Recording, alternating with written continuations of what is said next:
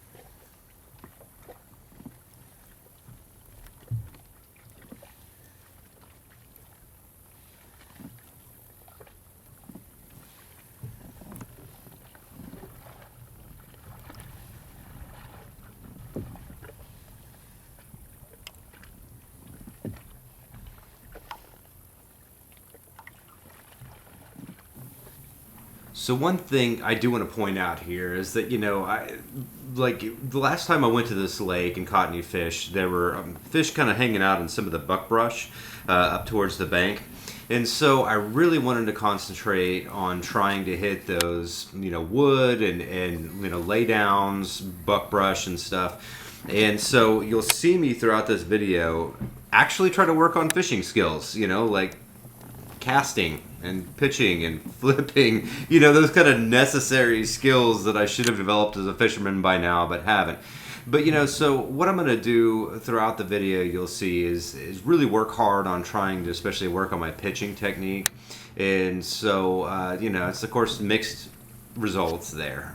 But I think overall, I'm trying to make a commitment to being a better fisherman. And I definitely think casting is one of those skills that I've really neglected over the years. So you'll see me try to catch back up here.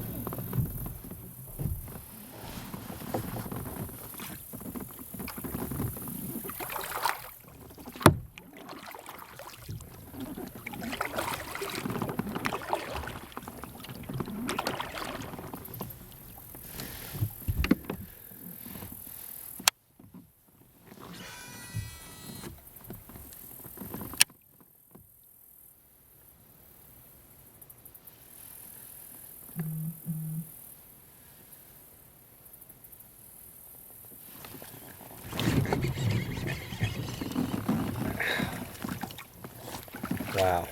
Lame AF. Alright. Lame AF.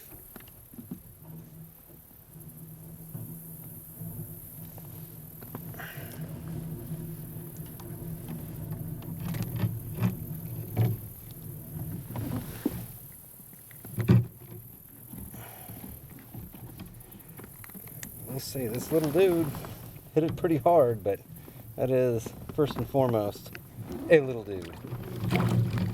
Hey, he's got some spunk too, look at that. He's like, to hell with this and to hell with you, buddy. Damn sizest, apparently. That's what I am. He knows it, I know it.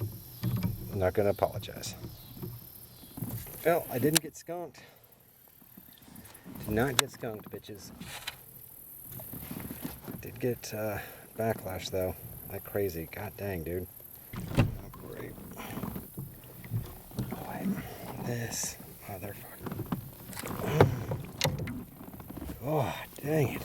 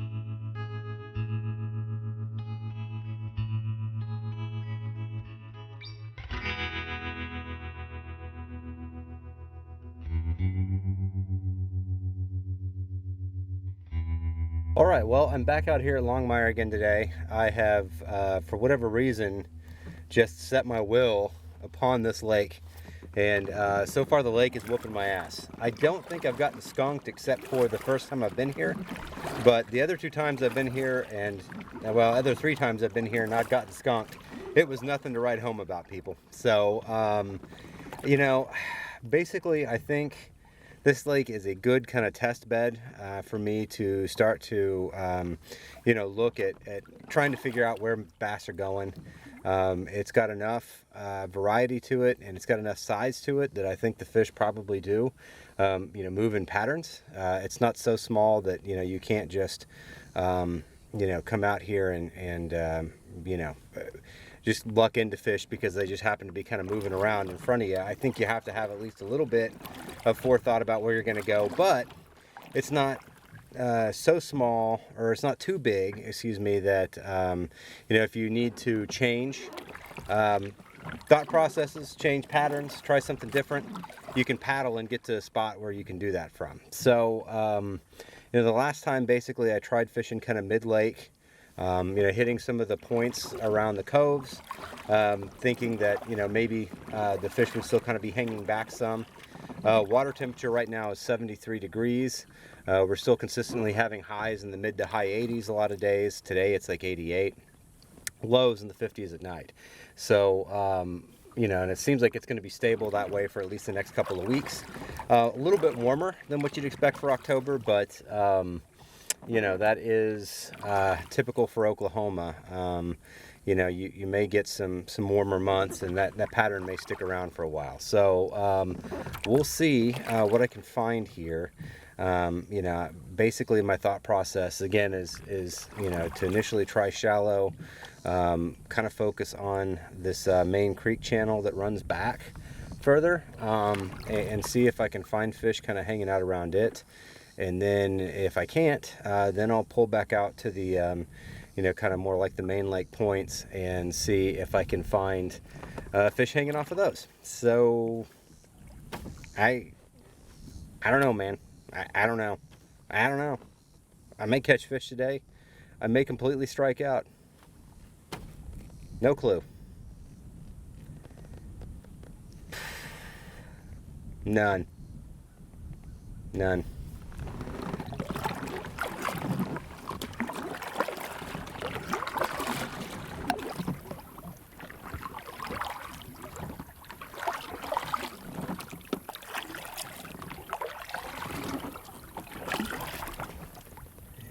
Here's the main.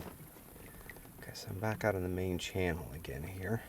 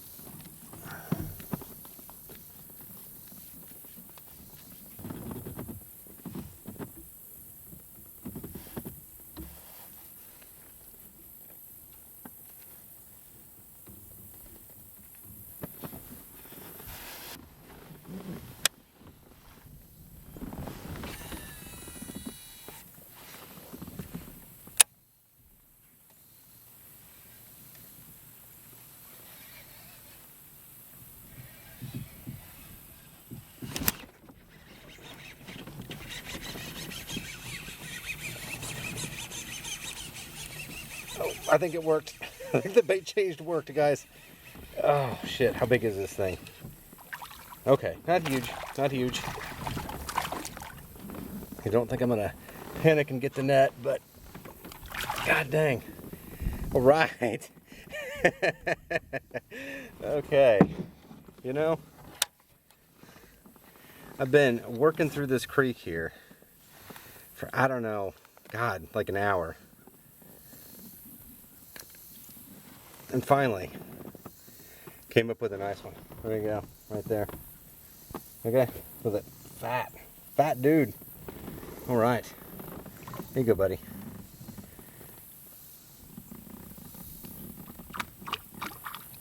Probably a nice 2-pounder there, I would say, or so. Maybe a little bit more than that. He was chunky. Probably about a good 16, 17 inches, maybe 15 on the low side. But nice fish. Whew. Yeah, that's not bad. Third cast after you change lures, and you finally get something. Makes you feel like you figured something out. Held onto that thing for a while too. Because I thought I felt a hit, but didn't set the hook very quickly.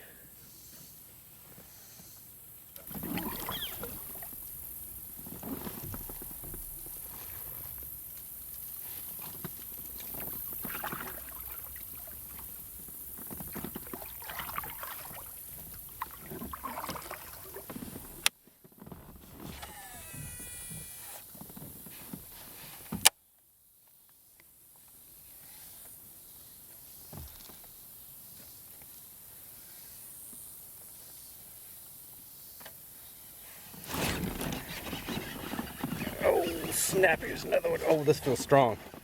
This feels like a decent fish here. Oh, fuck. He never got the hook.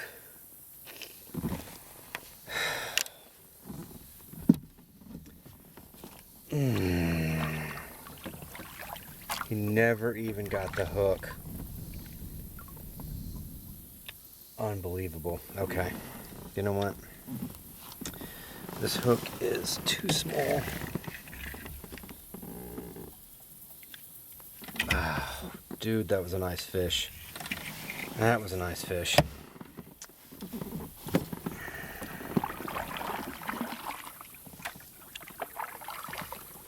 Wow. I knew I should have switched out too.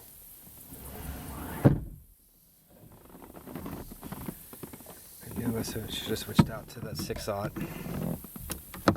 And of course my camera died on me at the same time. Cool. Okay.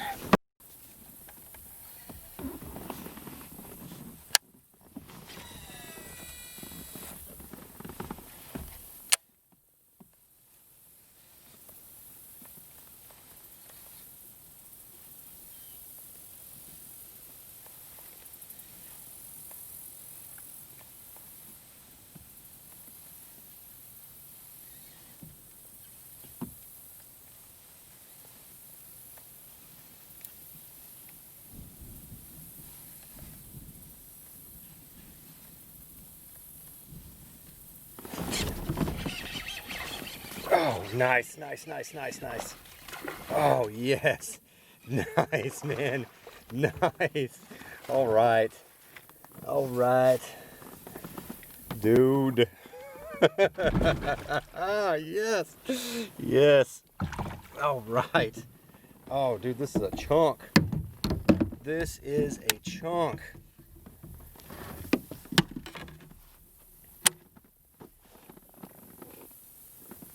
Oh, dude. Nice fish. All right.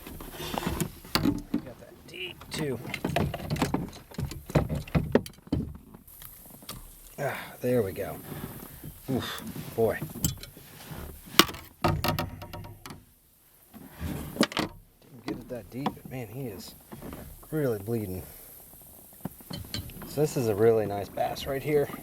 Really nice bass. I'm guessing probably 3.5 to 4 pounds.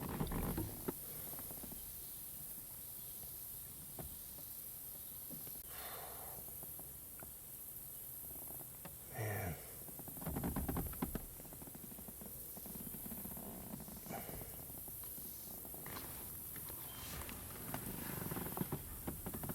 Okay, so right at 3 pounds. I don't think he's gonna make it. Don't think he's gonna make it. I think he just lost too much blood. I don't even know. It was a strange place where he was hooked too. So it was just some unfortunate luck, I think, right there.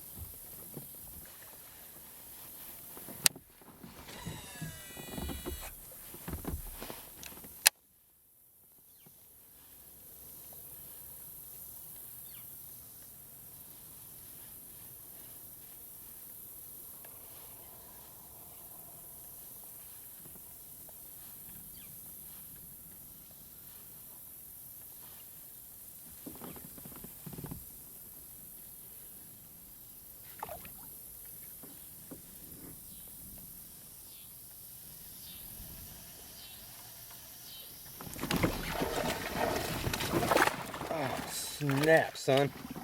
All right. All right. Hey, I'm actually like putting together a stringer here or something. All right.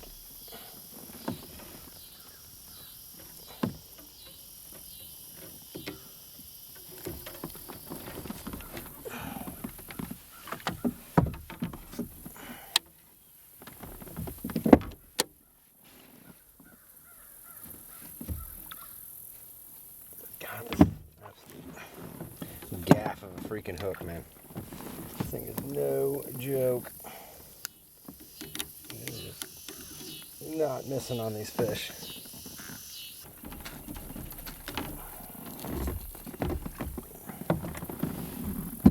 All right. There we go. That's another, I'd say good 14, 15 incher or so. Look at that. Nice and fat. All right.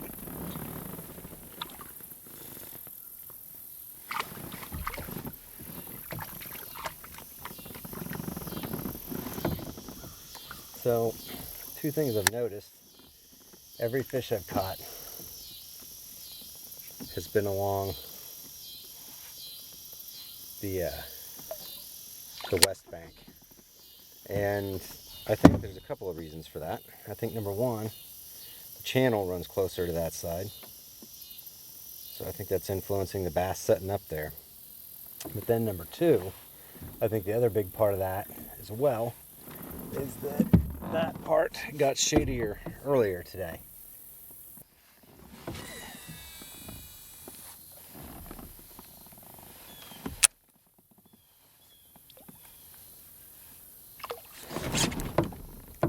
Oh man, not a fish. Well, that's a bummer.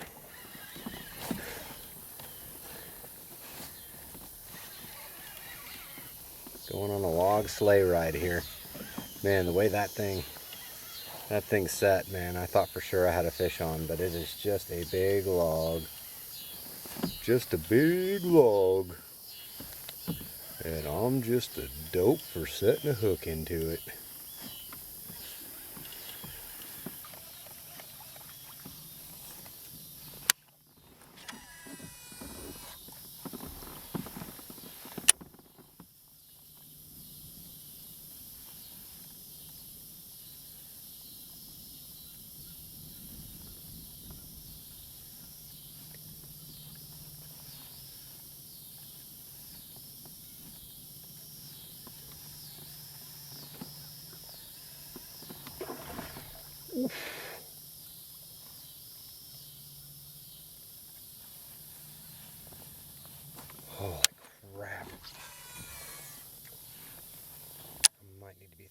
backwater.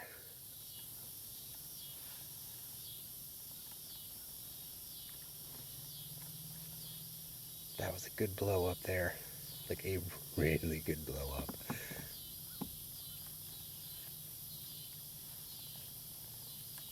I was just trying to reel this back in.